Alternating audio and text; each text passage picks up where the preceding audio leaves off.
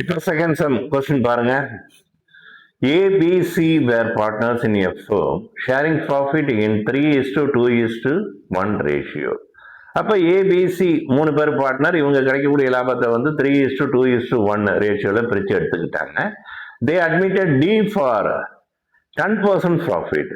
டியை வந்து முதல்ல ஷேர் எல்லாம் கொடுத்து போன கணக்கில் பொறுத்த வரைக்கும் பார்த்தீங்கன்னா வந்து 1/6 ஷேருக்கு சேர்த்துக்கிட்டாங்க. ஆனால் இங்கே பொறுத்த வரைக்கும் 10% ப்ராஃபிட்டுக்கு அவரை சேர்த்துக்கிட்டாங்க. அப்போ பர்சன்டேஜில் கொடுத்துருக்காங்க. உடனே பாருங்க, அடுத்தது calculate the new profit sharing ratio. ரொம்ப சிம்பிளாக கொடுத்துட்டாங்க. அப்போ ரிமைனிங் ஷேர் தான் இதுவும் உங்களுக்கு பொறுத்த வரைக்கும். இப்போ முதல்ல இந்த 10% எப்படின்னு சொல்லி பார்ப்போம். 10% நம்ம எப்படி போடுவோம்னா that's equal to 10 divided by 100. அப்போ இந்த ஜீரோவுக்கும் இந்த ஒரு ஜீரோவும் கேன்சல் பண்ணிட்டீங்கன்னா அப்போ 1/10. அப்போ நம்ம டிக்கு கொடுக்கக்கூடிய இது எவ்வளோ பங்குனா வந்து எவ்வளோ ஷேர்னா 1/10. இப்போ வாங்க ஃபார்முலாவுக்கு. ஏ பொறுத்த வரைக்கும் ரிமைனிங் பார்ட்டு.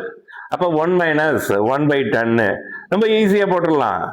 10ல் 1 போச்சுன்னா ரிமைனிங் எவ்வளவு? 9 டிவைடட் பை 10. இதான் ரிமைனிங் ஷேர் அல்லது ரிமைனிங் பார்ட்டு. அடுத்தது பொறுத்த வரைக்கும் நம்ம வரக்கூடியது நியூ ப்ராஃபிட் ஷேரிங் ரேஷியோ, அதாவது old share into remaining share.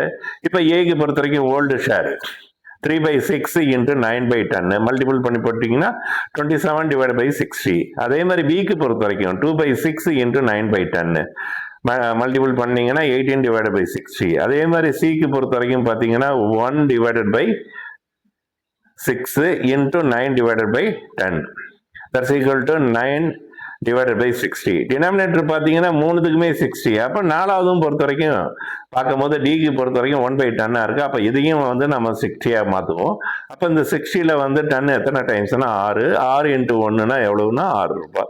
அப்படி இல்லைன்னா பழைய பிரகாரம் வாங்கணும், அந்த சொல்லி கொடுத்த மாதிரி 60 ரூபாயில 27 ரூபா போச்சுன்னா பாக்கி 33 ரூபா இருக்கு. அந்த 33ல பொறுத்த வரைக்கும் 18 ரூபா வந்து பி கிட்ட கொடுக்குறீங்க.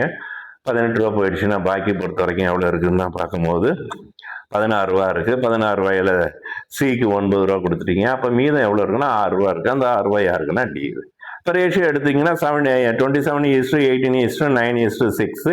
இதை 3ஆல் எல்லா நம்பருமே 3ஆல் டிவைட் ஆகும். அப்போ சிம்பிளிஃபை பண்ணும் போது 9:6:3:2. இப்போ வந்து ரெண்டாவது கணக்கு முடிஞ்சு போச்சு. இப்போ சேம் வந்து நம்ம வந்து தேர்ட் சம் வரப்போகிறோம். தேர்ட் சம் பொறுத்த வரைக்கும் இப்போ பார்ப்போம்.